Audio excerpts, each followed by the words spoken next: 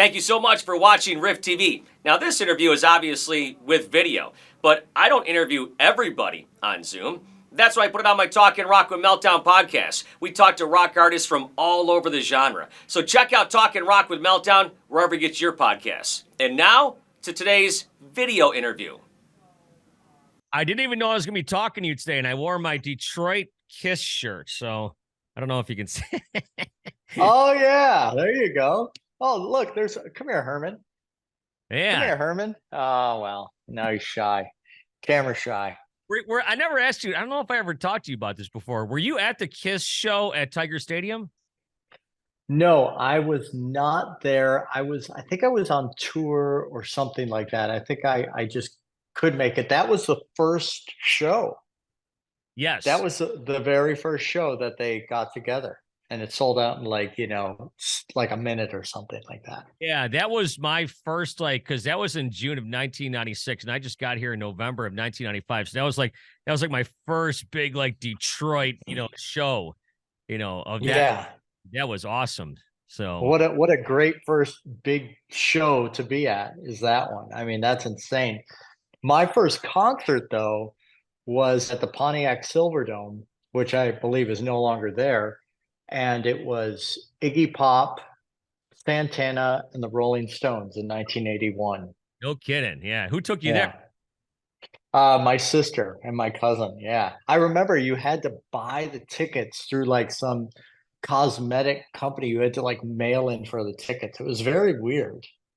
Wow. And that was a great first concert. Yeah. My first concert was Ozzy and Motley, that tour in 1984.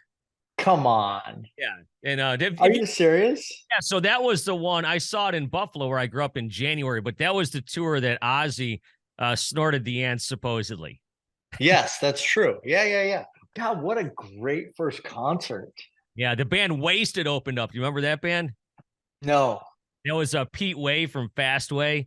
And nice. And the music was playing in the auditorium. It was Bubba Riley from The Who, and at the last part where they go, "They're all wasted." The guy yelled "wasted," and the lights went down and the whole thing. So, oh, that's cool, and that's funny because Bubba Riley, that's the Kiss has been using that forever for their intro. Yeah, forever. Oh, there's Herman. Oh, there he goes. So anyways, we'll talk about Motley here in a few minutes, but you texted me earlier about a documentary. So what's going on? Yeah, I have this documentary that's coming out, and it's about, kind of going after your dream and picking up and taking a risk and just kind of going for it. And it talks about this guy, Mike Savage, was like, "Oh, we want to do this documentary on you and all this stuff." And I was like, okay, if it's about inspiration and going for your dreams, let's do it, So it starts out, everything is in Michigan. It starts out like that, and going through the War Memorial and Grosse Pointe South and blah blah blah blah blah, and then moving to California. And everybody's in the documentary, from Dolly Parton to God, Tommy and Nikki and Michael Anthony and Katie Lang and Zombie, and everybody's in this documentary. It's really, really cool. And that's going to be coming out very soon. So I'm super excited about it. Now, is that the one that you were filming while you were here, when you played here right before the pandemic broke?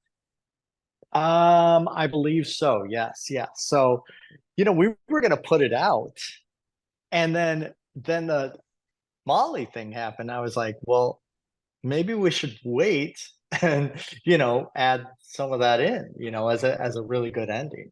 So do you have do you have a title on when it's coming out, all that kind of stuff? I think it's going to be called A Hollywood Dream. So it's because that's kind of what it is. I just kind of took a chance. I could have easily stayed in Grosse Pointe. I just could have easily stayed in Grosse Pointe and just, been fine and stuff, but I took a chance and rolled the dice and slept in a dirty old rehearsal room for years, and, went for it and just never gave up on my dream. Yeah, I kind of did the same thing. And I don't, I try not to make my interviews about me, but it's like when I was 20 years old, I had this job with benefits and I was making a decent living for a 20-year-old kid. And I gave it all up to have no benefits and get $5 an hour and try to make it in radio. Yeah, there you go. But see, aren't you glad you did? You Yeah. know, but that's what it's about, like everybody has a dream and but it's tough and but you got to give it a shot. You got to give it a shot because you'll never know. You'll never know like, oh, I could have, woulda, shoulda. But I mean, life without risk is no life at all. So I think that's really important because there's so many musicians, so many great artists, actors, sports figures that are just in their room, but are afraid to take that next step, that next leap. And think there's so many people like that I know that are incredible musicians or sports figures that are like just like really nervous about taking that next step. And thank God we have, you know, so many great artists and actors that were from small towns or anything like that and said, well, you know what, I'm going to give this a shot because who knows, we might not have a, Eddie Van Halen or a Paul McCartney or anybody or a Little Richard, who knows, all these people, if they just made that decision, like, I don't know. Well, that leads me to the Motley thing. So how hard or how easy was it to leave a situation that you were in for 15, 16 years and go to join Motley Crue? Obviously, you knew these guys for a long time. You're big fans of theirs. But was it easy? Was it hard? Was it where does that lay? Well, it was very difficult, of course, because me and Rob for 17 years, very close, had a wonderful working relationship, a friend relationship, and we made so much great music together. And this opportunity came, and I was like, you know, got to do this for me, and I want to see this through my eyes and experience everything I can experience in my life. And I'm happy I did. It's like the greatest thing ever. I mean, I'll be on this private plane and playing these massive shows, and it's just a dream, and that's what's important because there's so many musicians that are or actors or anybody artists that are like, I don't know, it's one in a million shot, but like you got to do it. There wasn't any part of you that was thinking no. I was no, but I just was very nervous about talking to my friend about it and trying to explain to him my situation and how I felt and what I wanted to do. Yeah. What was it like the first time you played with Motley? Like not on the stage, but like maybe in rehearsal or something. Well, it was funny because I'm always, and this is a true story. I'm always very prompt. Like I was here before you were here, on Exactly. It's this. not that you had punched in, right? Exactly. So I'm very, I'm always on time or maybe even a little early. And it was rehearsal. And I was like, okay, cool, man.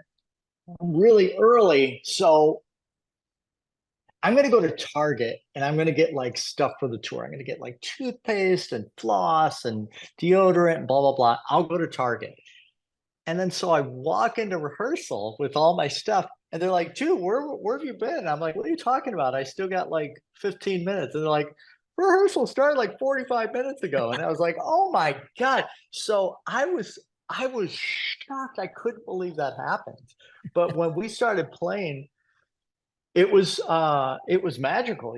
We with a show, there's certain like how bands have certain endings or they have certain intros or things are different from the record. But we played the from the first note to the last note all the way through, no stopping. And we could have played a show that day. And it was incredible because I just worked and worked and worked and concentrated and watched these shows every day and what hits they're hitting here and how they're hitting this and what happens here and how are they took this part out. So I was so prepared. So came in and did it like that. Just it was very smooth. And they were like, well, now what are we gonna do? So it was great. And the first show, it's online and you could just see me. I'm just smiling and looking around and all that stuff and waving to people and stuff. It was like after you like lose your virginity, and I was like, I just had sex with, blah blah blah, this girl, and you're so excited and all that stuff. That's how I was. That is hysterical. I remember I texted you. I'm like, hey, tell me about the show. And I think you just texted me back. It was perfect or something along those Yeah. lines. Like, it's like, I mean, talk about childhood dreams. And just like you were just talking about, it's like you've been a Motley fan as long as I've known you, and obviously a lot longer than that. But just to stand up on the stage with those guys must have been just incredible. Yeah, it was weird. It went right back to my childhood, of course. But then, which was so weird, is the second night, only the second show I played with them, Ace and Peter came. Mm. And they drove like, I think, hours and hours. They were like, Ace got in his car and like, dude, they drove hours to see this show. And it was so cool because I didn't want them to come to the first show. I was like, what if I just stand there and the guitar is feeding back and I'm like, like pee all down I'm just a mess. But no, but they came and they just stood next to each other and were watching. It was so weird, so weird. That's great though. But I mean, man, more your childhood heroes. And exactly. And that's what I'm talking about. Like about the going back to the documentary, like you have to go for your dreams. You got to take risk and, make sure the risk is, something safe. You're not going to like jump off a building. But if you want to go for a certain job or an audition or anything like that, do it. Yeah, someone told me years ago to put yourself in uncomfortable situations because you never know what might happen. Right. Yes. No. Yeah. So, the first show you played, if not mistaken, that was on the Def Leppard tour. That was the big stadium shows. That was actually, we did two warm-up shows in Atlantic City. Oh yeah. And I wonder why. Now that I'm thinking about it, I wonder why we did warm-up shows. I wonder if it was because of me. Maybe. I mean, it makes sense. What if, like, who knows? What if I just stood there and, like, just played guitar solos through Home Sweet Home or something? They didn't know what was going to happen. So, yeah, we did these two warm-up shows. And then we went to South America, and it was on, man. It was on. And it was, like, massive stadiums, and it was really warm because it was like February. I think it was February when those warm-up shows were, and then we went to South America.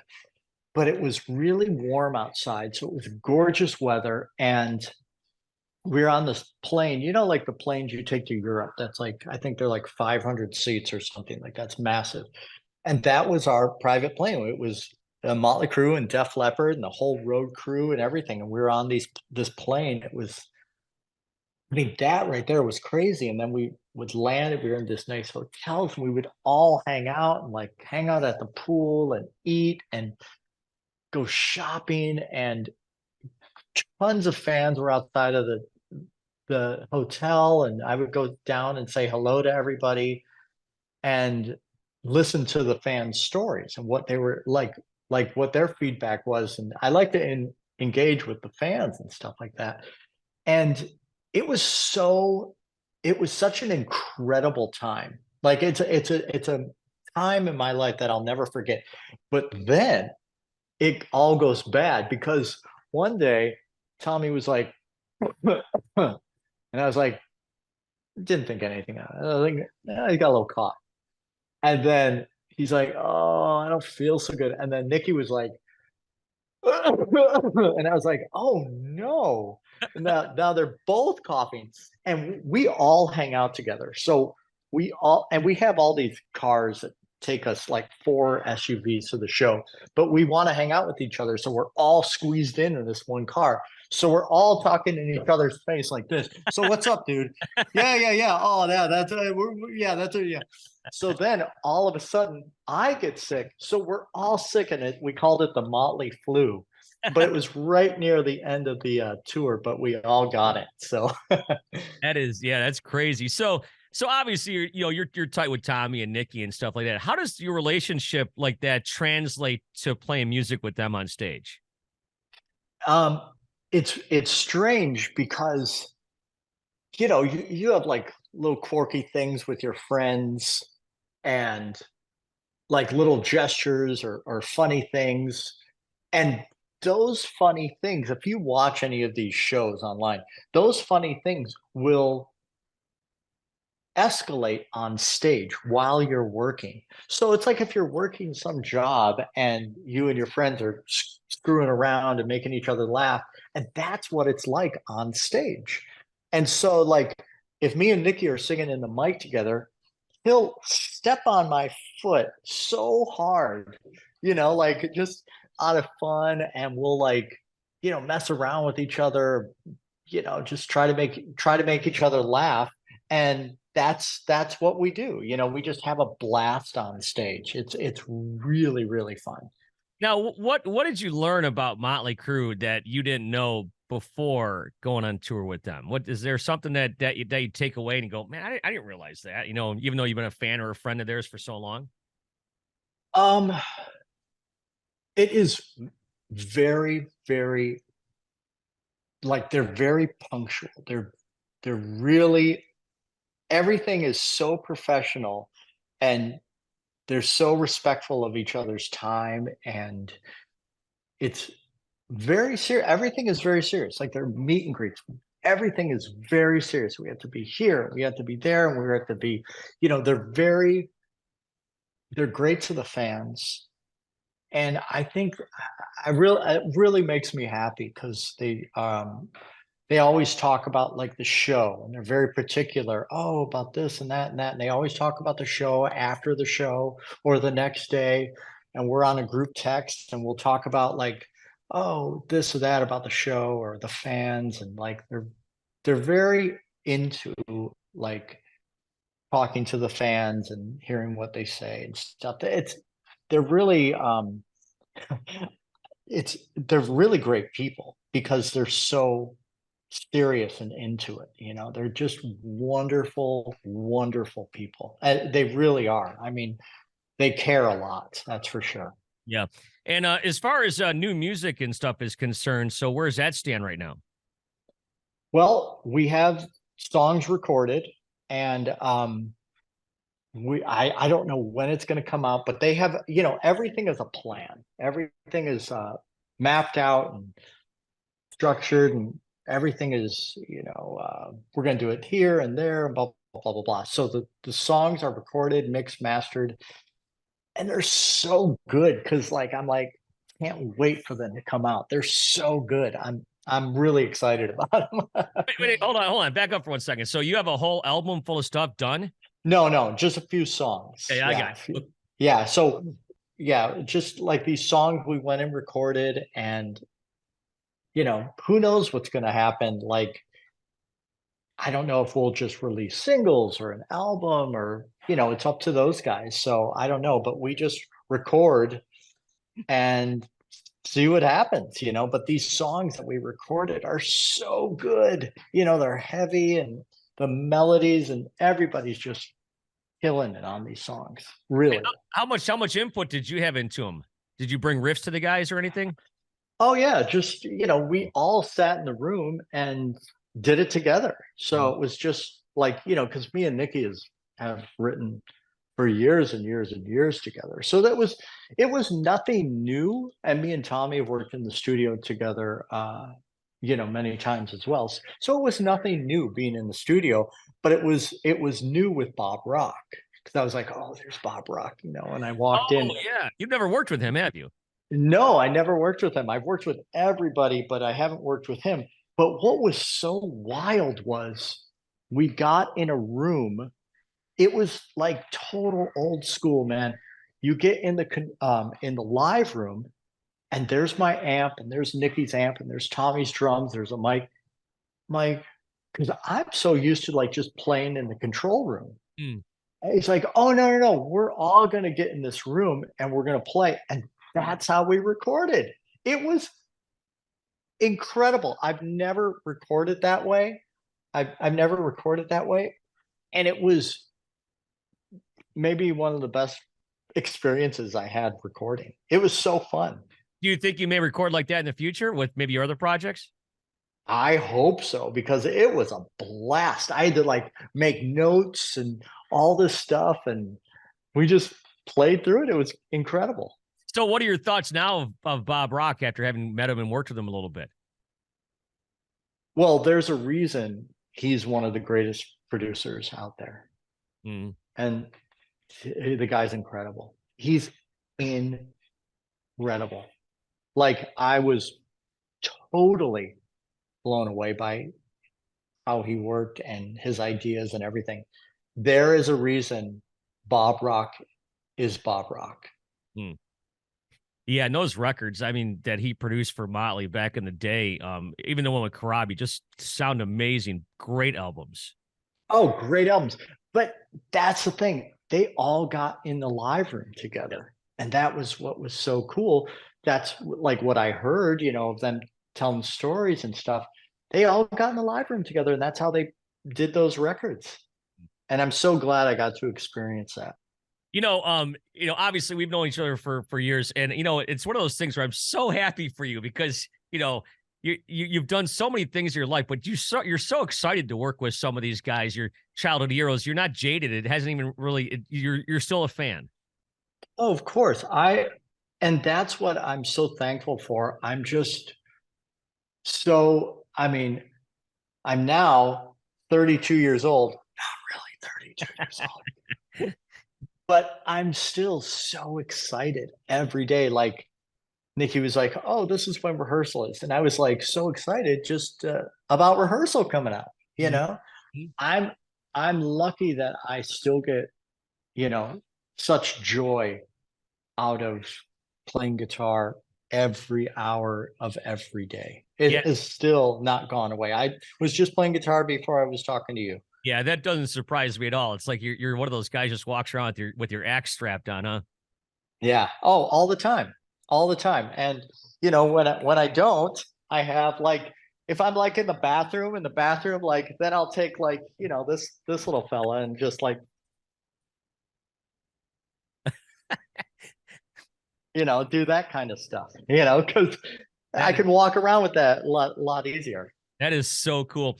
Hey, by the way, I'm just sitting here thinking about this. The concert I went to with Motley and Ozzy, they actually wrote about in the book The Dirt because Tommy had found out backstage from a fan that his girlfriend at the time had sold naked pictures of them to a Skin magazine to afford wedding rings. Mm. And so that was the concert I was at. Oh, well, that's cool. That's a good concert to go to. Yeah, it was kind of cool that I was reading a book and I'm like, holy crap, that's the one I was at. So I was supposed to go to the one in Detroit, but it was a school night and I couldn't go. My mom wouldn't let me go. Yeah, I paid $12.50 for that experience, and man, I wish I could have those prices back again today. Right, I know. Just add a couple zeros to that. Yeah. So you got the Machine Shop coming up on February 9th. Hey, I've talked about this with you before, but you just talked about massive stages, and now you're going to play clubs, but you'll just play wherever there's an amp, right? I guess I just love being on stage with the guitar in my hand because I get so excited about playing these shows. I mean, we start in Santa Ana on January 26th, and we go to Los Angeles at the El Rey Theater, and then Vegas and Colorado Springs and Illinois. So we're hitting everywhere, and I couldn't be more excited. And it's in the dead of winter. So I'm like, yeah, let's do it. That's what I'm talking about. I'm still just very, very excited about picking and grinning. And, I love the Machine Shop, and that show's almost sold out. So, that's okay. Yeah. I mean, it's so far away. It's February 9th, but I mean, the show's almost sold out. So I'm so happy and thankful for that. You've been to the show. You know how we do like a medley at the end of the show? We're gonna do a Motley medley. So it's gonna be a lot of fun. It's gonna be really cool. Yes, and then you got a new song you'll be dropping here pretty soon. Yes, it's called The Ghost, and it's kind of written about my signature guitar and all that stuff, and really cool, really heavy. I'm gonna have that come out on Halloween, and super heavy, just crazy, crazy guitar playing like I do, Yeah. So it's fun. No, I'm looking forward to that. And Don Jameson wanted me to ask you about getting shut down on the Monsters of Rock cruise. You'll play anywhere, I suppose, but then they shut you down. Yes, yes. I guess I was on like this cruise and like this metal cruise and like all this craziness. And I'm playing and I'll never forget. I'm doing this bluegrass song and I'm playing a banjo at this thing. And then they shut us down because we weren't out to sea because I won't play like on the cruise because I get seasick. So we're docked and I'm doing that show and they shut us down for volume. But it was funny. It wasn't like I was playing like, death metal or anything. I seriously was playing bluegrass and playing a banjo. Yeah. Maybe the metalheads were like, hey, why don't we shut them down? Shut this down. Yeah. Yeah, Roy Clark would have been proud. Yeah, that's right. Yeah. So I think you might have told me about this before. So you don't go on the cruises? No, I get seasick. Okay. Yeah, so I get seasick and I get really nauseous and I'm like, oh God, what a nightmare. If I was stuck on there and stuff, oh, I'd be dying. So yeah, I've never done it, but I always get asked, and I'm very thankful that I get asked and stuff like that. But yeah, I was once on a like a little boat, and I was like, and I was like, oh, I'll never do that again. Yeah. Hey, now this is your time of year coming up. I mean, my time too. I just love the fall. Have you checked out any of the horror movies lately? The Nun is great. Yeah, I saw that. Yeah. Really good. What else? I think everybody should see the Nun in the theater because that one's like explosive and you gotta get the sound in there and it's just killer. Yeah, there's so many great ones. I mean, there's been so many great scary movies that have come out. It's a really great one is that It Follows. Yeah. I think that's so cool. And a little older, The Witch and all that, all those ones that like don't really have the crazy special effects, but I'm excited for the new Exorcist. I think that'll be fun, What about Saw? Are you a fan of Saw that's coming out next week? I've seen all the Seesaws. Saws, yeah. So yeah, I'm gonna see that, of course. Everything. It's fun. It's what we do, right? I thought The Evil Dead this year was maybe one of the best ones. I haven't seen it. That's a really good one. It's pretty creepy. Really? I'm probably gonna go see the Haunting in Venice tomorrow. Oh yeah. What's that like? I don't know. I have no clue, but I'm gonna go check it out. I haven't seen a preview or anything. Yeah, the Haunting in Venice and the Nun both brought in around $15 million this weekend. They were like 1 and 2. So, but yeah, the Nun was fantastic. I met her, by the way, Bonnie. I met her a few months back. Oh, really? Yeah, at one of the Comic Cons here from the guys from Twisted. Do you know the Twisted guys? Yes, I do. Big fans. And I mean, I think they're great. But think about this. Like, were there these cons, these conventions back when we were kids? Yeah, no, they weren't. No. I mean, I think there were some like little, like maybe Star Trek ones or something like that. Like, but they were very underground. But could you imagine going to meet like Linda Blair, like, or anybody, or Jack Nicholson back in the day? Like, you'd lose your mind. Yeah, I think the closest we probably had when we were kids was the Autoramas, and they'd bring in like Burt Ward or whatever his name is, Batman, or what I'm talking about. When they, Yeah. Of course, Adam West. Yeah, Adam West, all those guys. Yeah, right, exactly.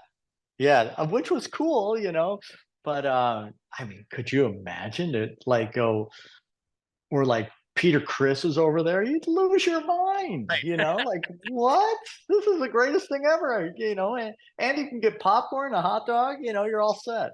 This is there's a lot of things that happen nowadays that weren't around where kids they didn't have these big festivals like they have No, nowadays. None of that stuff was around. And no, there's a lot of craziness going on. and now that's pretty much all you see Right. is these festivals. But it's great. But I mean, just think of being out in the sun, the blazing sun, since like 10 a.m. to 10 p.m. I heard it was That's at the incarceration. There's no shade anywhere. Everybody was outside all day long. Yeah. I played that a few times, and I went up into that prison. Ooh. It's really crazy. I mean, that's insane. They said they would, like, like back in like the 30s or the 40s, like if little kids, like if they were like 10, 12, 13, if they were like going down the wrong path or something, they'd take them to that jail and put them in a cell. Not Would they put them in a cell alone, but there were like these crazy murders and everything, like just to set these kids straight, to scare them straight. Yeah, scared straight, right. Could you imagine that happening today? No No, way. no. I mean, that would be terrible. Oh yeah, let's take Jimmy to the prison and see if we can scare him straight. Oh my God, it would work for me. Of course. Yeah, but you can't do that kind of stuff anymore. But yeah. Oh no, that's terrible. I mean, it's crazy. Well, Five, I'll tell you what, we'll cut you loose here, Machine Shop, on February 9th, of course, talking about the documentary. A lot of stuff happening in the Motley world. Looking forward to hearing some new stuff from those guys and all that kind of good stuff, eh? Thank you very much, and yeah, I'll see you at the machine shop. Exactly. All right, Five, I appreciate the time. Thanks, dude. Thanks, buddy.